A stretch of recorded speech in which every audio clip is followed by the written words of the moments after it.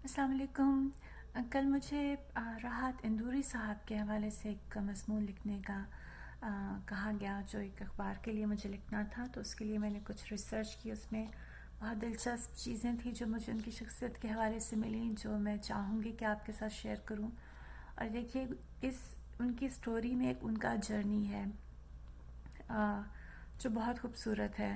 आ, एक आम घराना जिसे हम कहते हैं, जहाँ बहुत आसाइश नहीं थी, उस घर में पैदा हुए। उनके वालिद साहब जो थे कपड़े की मिल में काम करते थे। घर में चौथे नंबर पे थे। 1950 में पैदा हुए, 1 जनवरी 1950 को इंदौर में। असल नाम उनका राहत कुरैशी था, लेकिन चूँकि इंदौर से ताल्लुक़ था तो फिर इंदौरी के नाम से मशहूर हुए। उनका सफ़र जो था शायरी का शुरू हुआ जब उनकी एक गज़ल को अन्नू मलिक साहब ने अपनी एक फ़िल्म में शामिल किया।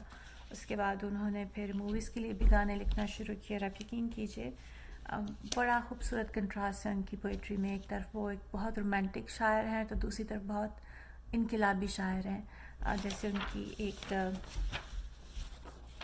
एक गीत है जो कि बड़ी ही मशहूर फ़िल्म से है। उसमें उसके मिसरे कुछ यूँ हैं कि चोरी चोरी जब नज़रें मिली, चोरी चोरी जब दिल ने कहा, चोरी चोरी चोरी में ही है मज़ा। और उसके बाद उनका शायरी की तरफ जब आ जाते हैं, जो उनकी बहुत इनकलाबी शायरी है। आई एम सॉरी, मैं फ़ोन हाथ में है, मुझे आज इसको मैं कहीं लगा नहीं पा रही हूँ किसी सही जगह पे। और अचानक का शेर सुनिए कि सरहद पर तनाव है क्या, ज़रा पता करो चुनाव है क्या। उसके बाद फरमाते हैं कि सभी का खून है शामिल यहाँ की मिट्टी में, किसी के बाप का हिंदुस्तान थोड़ी है। मतलब इतनी खूबसूरत शायरी। ये शेर उनका वैसे 30-35 साल पुराना है, जो कि आज के हिंदुस्तान में बहुत सुना जा रहा है। कहते हैं कि किसी हद तक ये एक तहरीक की तरह बन चुका हुआ है, क्योंकि आजकल जो उनके हालात हैं वो कुछ बहुत खुशाइन नहीं है। उसके बाद बड़ी खूबसूरत शायरी की उन्होंने, बहुत अच्छी गीत बहुत खूबसूरत लिखे, शायरी बहुत अच्छी की। आपको बहुत से अवार्ड से भी नवाजा गया ऑब्वियसली काम के हवाले से।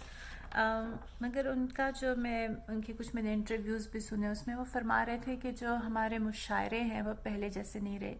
इसकी एक वजह यह है कि मुशायरों में अब कमर्शलिज्म आ चुका हुआ है, जैसे कि हर चीज़ में आ चुका है। हर चीज़ हम लोग की कमर्शियल हो चुकी हुई है, रिश्ते भी कमर्शियल हो चुके हैं टू सम एक्सटेंट। तो उसकी वजह से जब मुशायरों में कमर्शलिज्म आ गया, इतने बड़े बड़े मुशायरे होते हैं तो उन पर बहुत पैसे भी लगते हैं। जब बहुत पैसे लगते हैं तो उनको कुछ रिटर्न भी चाहिए होता है, ये मेरा अंदाज़ा है।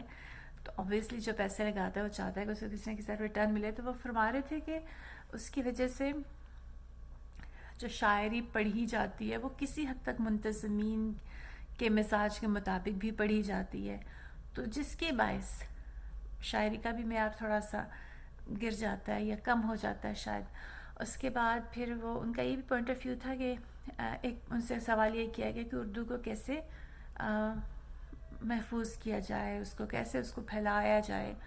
तो उनका पॉइंट ऑफ व्यू ये था कि जिस तरह बोलने से उसको कोर्स की किताबों में शामिल किया जाए, बोली जाए। पहली चीज़ तो बोलना ही होता है। अब तो हमारे यहाँ उर्दू ख़त्म हो रही है, हम लोग जब तक उसमें अंग्रेज़ी नहीं मिला लेते हमारी उर्दू मुकम्मल ही नहीं होती है, मेरे समेत।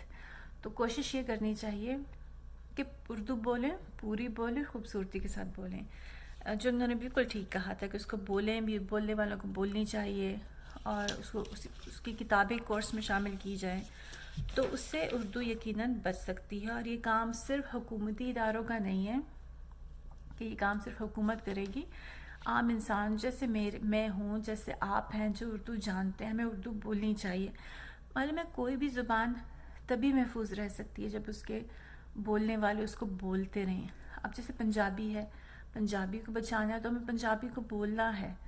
अब हम आहिस्ता आहिस्ता घरों से पंजाबी ख़त्म हो रही है। जैसे हमारी फैमिली में हम पंजाबी हैं, लेकिन हम जो छोटे थे, एक दो, मैं और मेरे भाई, हम लोग उर्दू बोलते रहे। फिर हमारी अम्मी, हमारे बाकी बहन भाई सब जितने रिलेटिव्स थे वो तो पंजाबी में बात करते थे, लेकिन फिर हमसे उर्दू बोली जाती थी, मालूम नहीं क्यों। तो एनीवे, और उनका ये कहना था कि उनसे हाँ, एक बात उन्होंने ये भी बोली कि अगर किसी भी चीज़ में जब बाज़ार आ जाए तो उसका मेयार गिर जाता है। बाज़ार आ जाने से मुराद ये कि जब वही है कमर्शलिज्म वाली बात, कि जिस चीज़ में भी कमर्शलिज्म आ जाता है, जिस चीज़ में पैसा इन्वॉल्व हो जाता है, उसकी क्वालिटी गिर जाती है। शायद यही बात हमारे ड्रामों में आ गई है, हमारे लिखने में आ गई है, हमारे हर चीज़ में आ गई है। तो उन्होंने बड़ी अच्छी अच्छी बात है कि अगर आपको मौका मिलता है उनके बारे में पढ़ने का तो ज़रूर पढ़िए। एक और इंटरेस्टिंग चीज़ उनकी लाइफ के साथ इस हवाले से वो ये कि उन्होंने, चूँकि माशी तौर पर बहुत स्टेबल फैमिली नहीं थी, मुस्तहकम घर नहीं था, मुस्तहकम घराना नहीं था, मुस्तहकम माहौल नहीं था, फाइनेंशियली इतने स्टेबल नहीं थे, जिसकी वजह से उन्होंने दौरान तालीम पेंटिंग भी की। वो जो ट्रक्स पे डिफरेंट हरूफ लिखते थे, तो देखिए उनका एक हुनर था। और बाद में कहते हैं कि वही पेंटर जो ट्रक्स पे लिखता था, वो फिर इतना बड़ा उसका नाम हुआ कि जो हिंदुस्तानी बहुत ही मशहूर पेंटर हैं जो मकबूल हुसैन साहब, उनके वो बहुत अच्छे दोस्त बन गए। बल्कि राहत इंदरुरी साहब की बहुत सी 2-3 शायद किताबें उन्होंने उसका सरवर्क बनाया था। तो ये फिर आप कहते हैं ये आपका एक जर्नी होता है सक्सेस का। हर बंदा बहुत अमीर नहीं पैदा होता है, हर इंसान की स्टोरी होती है, एक स्ट्रगल होती है, एक जर्नी होता है, वो बहुत खूबसूरत होता है।